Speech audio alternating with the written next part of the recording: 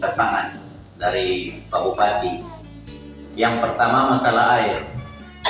Air ini memang di mana-mana ada dan berlimpah di Malaka ini. Tetapi datang tidak tepat waktu menurut saya. Seperti banjir, itu kan banyak air, tapi tidak tepat waktu. Oleh karena itu, fungsi bendung Benenai perlu dimaksimalkan. Memang wewenang hak pengaturan bendung Benenai ada di provinsi, katanya beberapa tahun yang lalu. Cuma perlu langkah proaktif dari kita kabupaten, karena kita yang sangat membutuhkan. Area penampungan bendung itu sudah beralih fungsi. Yang dulunya untuk menampung air, sekarang hanya berfungsi sebagai daerah aliran sungai, hanya dilewati air. Itu yang pertama. Yang kedua, kesiapan PPL di setiap desa, termasuk Pak Kadis Pertanian, tugaskan mereka mengontrol air, permasalahan apa yang terjadi sehingga air itu tidak tersalur sampai ke lahan-lahan pertanian. Seperti kemarin terjadi di Latikun Indo. Mereka datang mengadu dan juga ke saya. Kenapa mereka tidak dapatkan air? Sebenarnya hal-hal kecil itu bisa kita kontrol melalui PPL-nya saja. Jangan hanya karena air terus masyarakat harus datang sampai ke dinas. Yang kedua, masalah pupuk.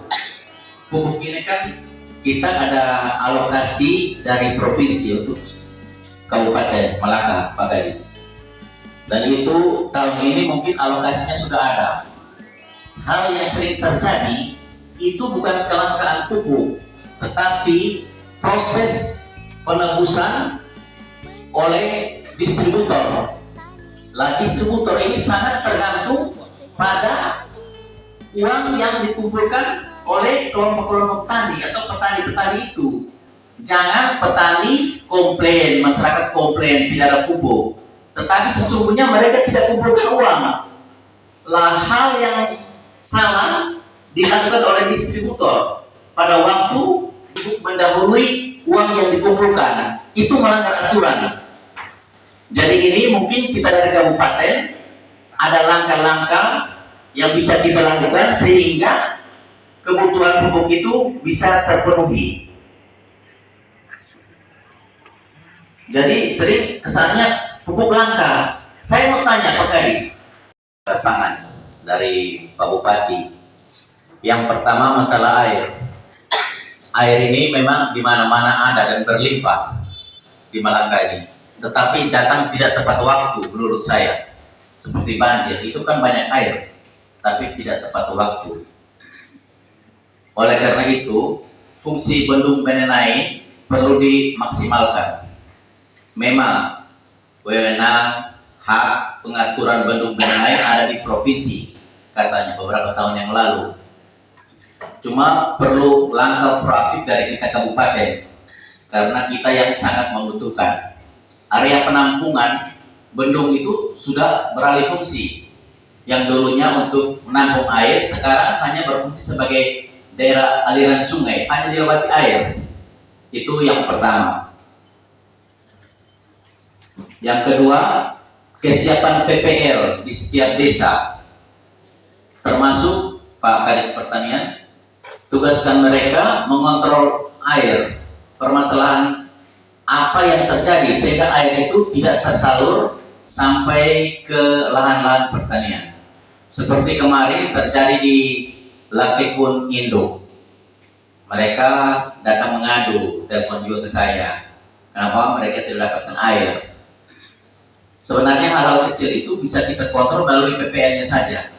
Jangan hanya karena air terus masyarakat harus datang sampai ke dinas. Yang kedua, masalah pupuk. Pupuk ini kan kita ada alokasi dari provinsi untuk Kabupaten Malaka, Pak Gadis. Dan itu tahun ini mungkin alokasinya sudah ada.